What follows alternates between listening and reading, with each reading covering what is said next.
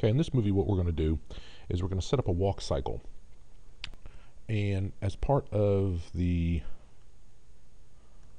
it may not give it, there it is. Okay, as part of this unit, I've given you a couple of pages out of Richard White's The Animator's Survival Guide. And what I want you to note is this little graphic right here. I'll zoom in on it. Because what it does, it gives you the basic positions of a walk cycle. Actually, one half of a walk cycle.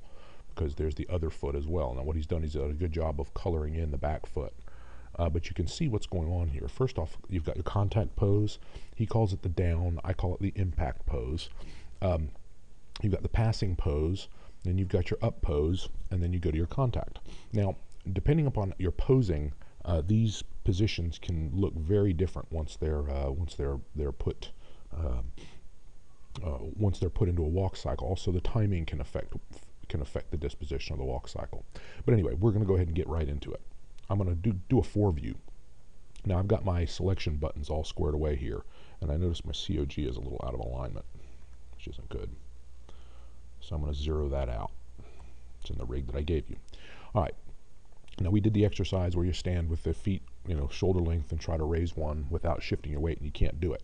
So he's kind of going to be in the same situation. But that said, he's also going to be in a different situation in that we're going to start from the contact pose. And what we're going to do, a walk cycle like this, is him walking in place. And there's advantages and disadvantages to that. And I'm going to point them out as we go. The first disadvantage is he's not actually impelling forward.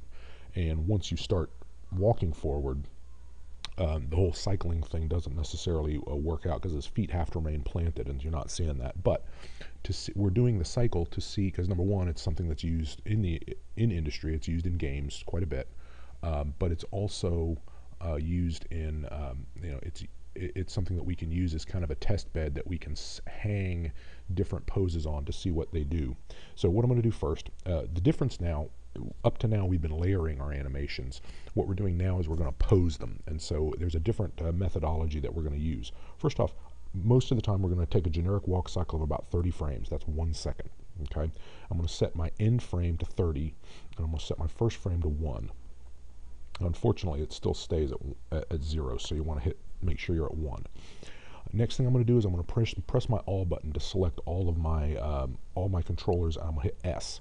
What that does is that sets a key on everything in the channel box, and because we've got all of our controls selected, it sets it on everything, and that's what we want. And what we're going to do is we're going to create the contact pose, the extreme.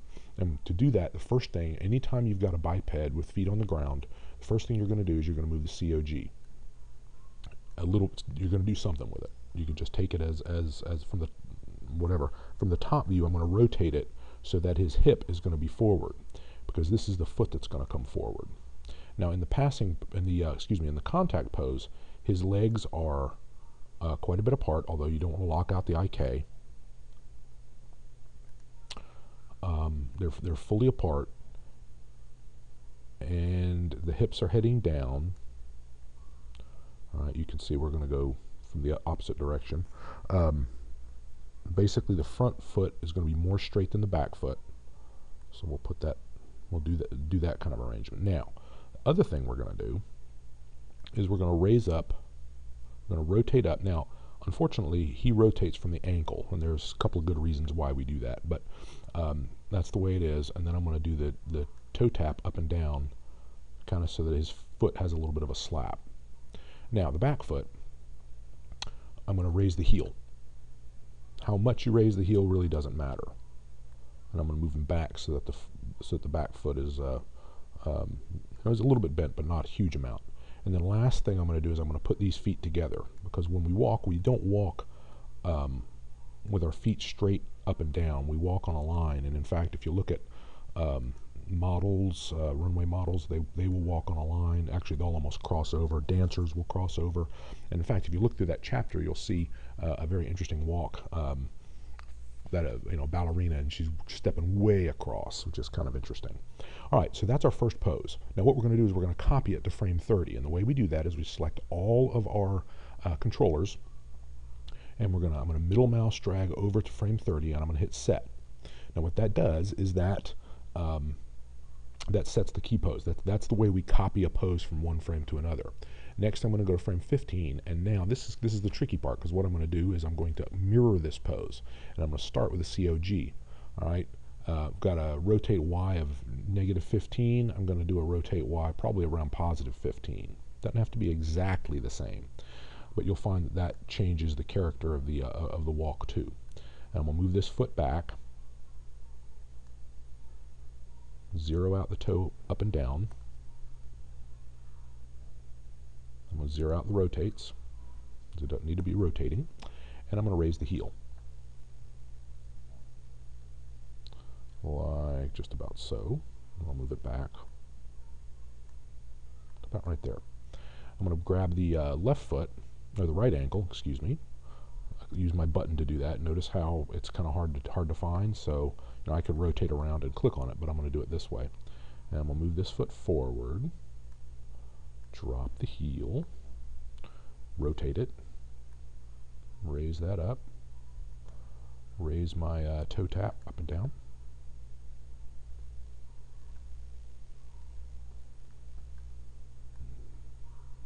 Again, I don't want to lock out my IK if I can at all avoid it. Now to test it, make sure I set my key on everything. I'm gonna click on that one. Not when the leg is fully out. All right, we'll give it a shot. If you lock out the IK, what winds up happening is it winds up popping. But basically, that's a pretty good pose right there.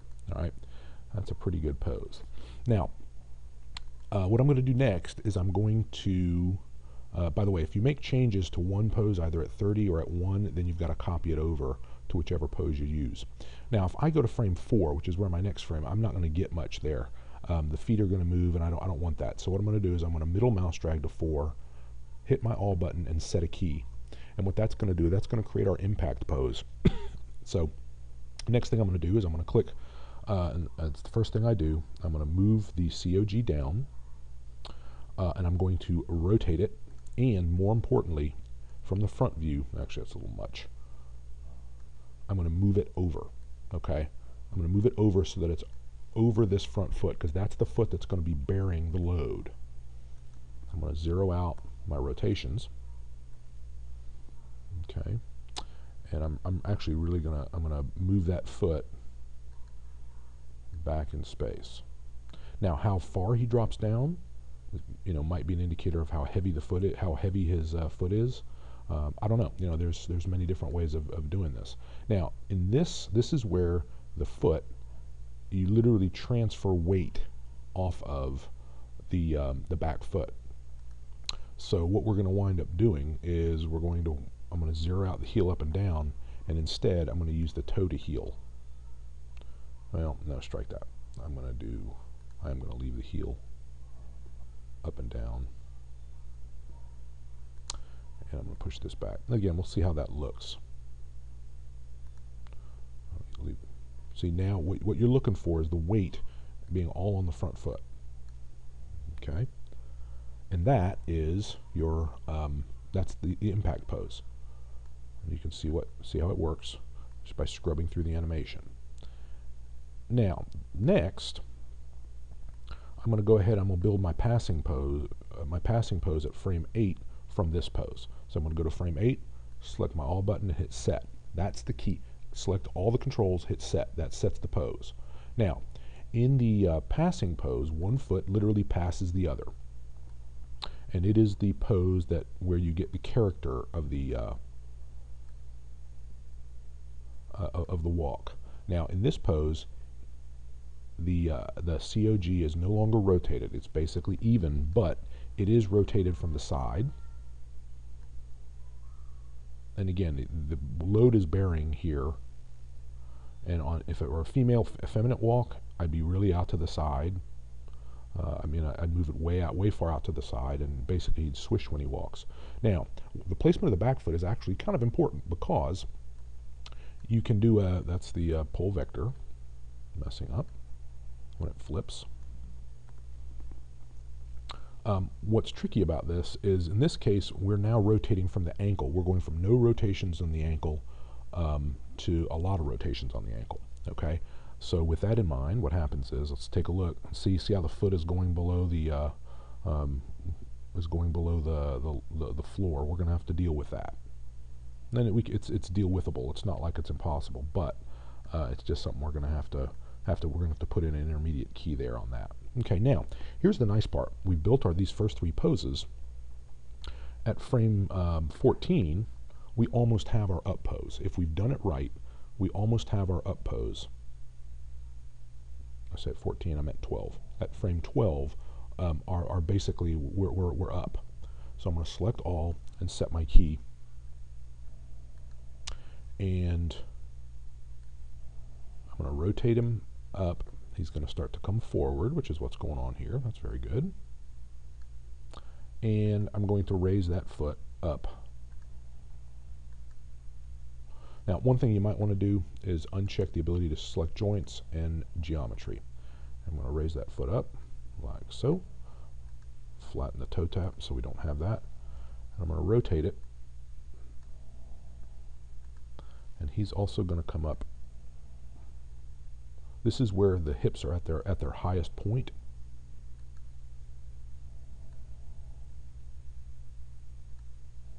Oh, maybe not that high. Okay. And there we go. And see, that's one half of the walk. Now, next, what we're going to do is, and this is going to be where you're going to need to really try. What we're going to do is we're going to mirror this pose at frame 18, frame 4 at frame 18. So what you want to do is you want to get used to clicking. All right. Now, if you want to copy this pose and then reverse it, you can. I kind of don't recommend that because you can get confused real easy. So I'm going to click here, and I'm going to try to mirror that pose as best I can. I'm going to use my grid to help me out. Notice how the back of the heel is right at 2 units. That's kind of what I want for this pose. By the way, select all and hit set and make sure. You can't really do, almost can't really do that too much. Oops, wrong one. He's going to be coming down. Selecting COG, he's going to drop down. Is that about right? No, he needs to drop down even more. And he's going to rotate. And he's going to move over. By the way, one thing I didn't do, in the up pose, he needs to be moving back toward the center of back toward his center a little bit. Forgot that. All right. So I'm going to zero out the rotations because we're moving forward so that he's basically mirroring 4. Good. The toe is about 4.5 units back. So for the back foot, I'll move that back. And the heel, I'm going to ditch the toe tap and use the heel up and down. And I'm going to click back to 4. Oop, toe tap is up a little bit. Or actually the toe to heel is up. Yeah, there we go. Now it doesn't have to be exactly the same, but it should be close. Otherwise you get a Ministry of Silly walk going. Okay, so next we're going to do a passing pose, I believe at 22. So I'm going to select all, hit S, set my key, and again, first thing to move is the COG. So I click on the COG, lift him up, and I'm going to start to rotate him. Well, I'm not going to start to rotate, I'm going to rotate him so that he's even. Again, this is the one at 8, looking at 8 for the passing pose. 22, he's going to be over here a little bit. Front foot comes back and is pretty much straight up. Okay, the heel almost comes back to, oops, yeah, 2 units, that's good. Front foot comes up, and again, here's where we zero things out and then rotate the heel. Okay, not quite. Just move up and forward, and the COG can come up. Now, I'm also going to start to rotate the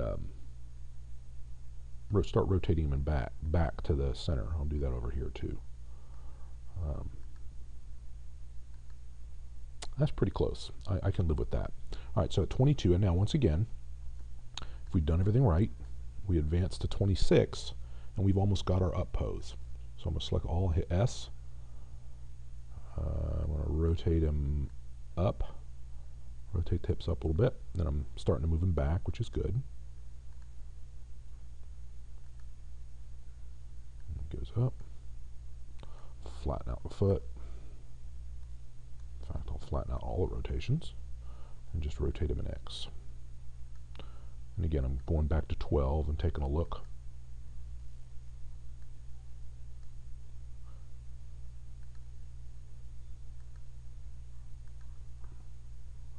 Got some rotations there I'm not sure about, so I'll just zero them all out. Move this back. Okay, so he's got about 1.5 units back, and then we'll do the heel up and down to bring that into alignment.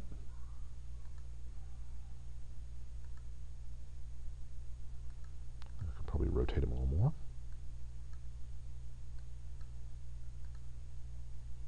I'm going to need to rotate him a lot more, actually, looks like. Then once we've done that, here's what you do next. If you've got everything looks right.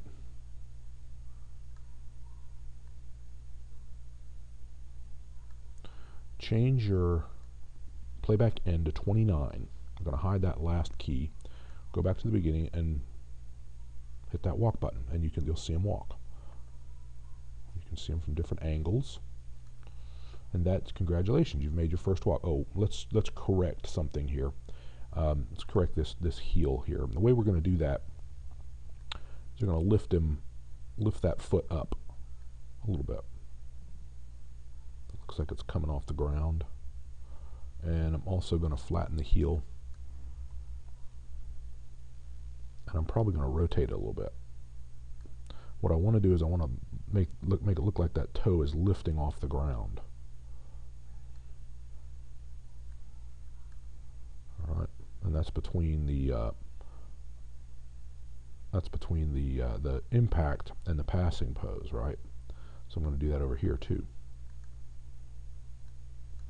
Again, it's just a question of mirroring poses. It's not real rocket science. There's even scripts that purport to do that, although they really don't do as good a job as I would like to see. So that's why we do it manually. Oops.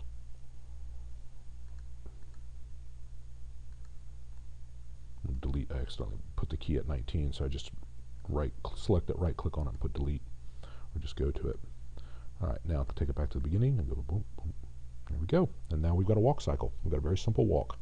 I'm going to hit Command S, and I'm going to Shift Command S and save this as walking ball cycle. And I will do a play blast to where you can see what's going on.